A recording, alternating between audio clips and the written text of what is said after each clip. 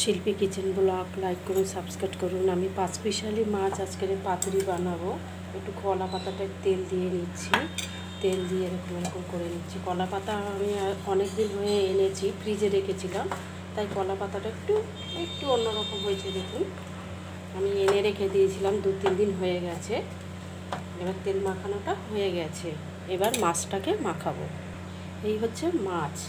এবার মাছে হচ্ছে পেঁয়াজটা দিয়ে দিচ্ছি, রসুনটা দিয়ে দিচ্ছি, এবার নানান রকম মাছটা আছে। এবার টমাটোটা দিয়ে দিচ্ছি,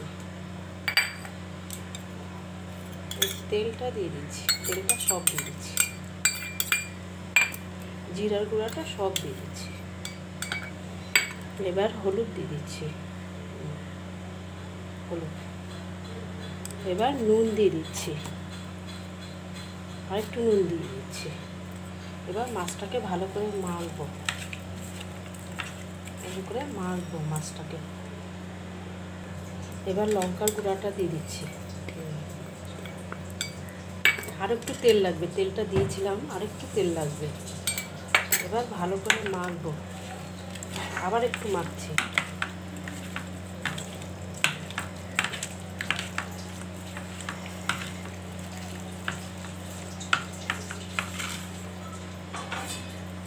এবার কলা পাতাটা রাখলাম, কলার পাতার মধ্যে এরকম দিয়ে দিলাম মাছগুলো।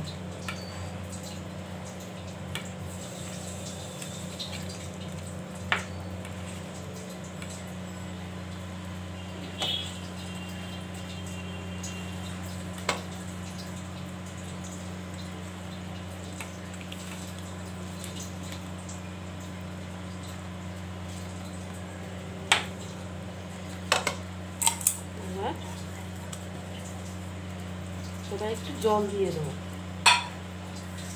একটু কলা পাতাটা আগে তুলে দিই, তুলে দিলাম।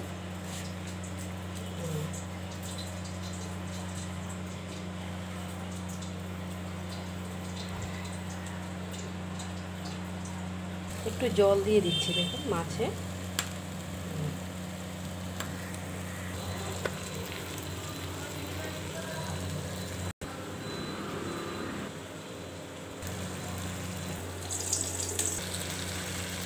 হয়ে গেছে, নামিয়ে দিচ্ছি। এবার উল্টিয়ে দেবো, পাতাগুলো সরিয়ে দিচ্ছি, এই পাতাগুলো। এবার এই পাতাটা দিয়ে দিচ্ছি। এবার হচ্ছে এই পাতাটা এরকম দিয়ে দিচ্ছি। এবার উল্টিয়ে দিচ্ছি, এবার উল্টিয়ে দিচ্ছি। উল্টানো হয়ে গেল, এই যে আবার দিয়ে দিচ্ছি। দেখি কেমন হয়েছে, তুলে দেখি পাতাটা।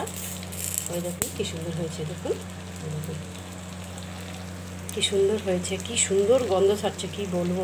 যা ধনে পাতা থাকবে একটু দিয়ে দেবেন, আমার নেই, আমি দিইনি, কিন্তু খুব সুন্দর গন্ধ বেরোচ্ছে। হয়ে গেছে, গ্যাস বন্ধ করে দিচ্ছি, দেখুন কি সুন্দর হচ্ছে। এবার এই যে নামিয়ে দিচ্ছি,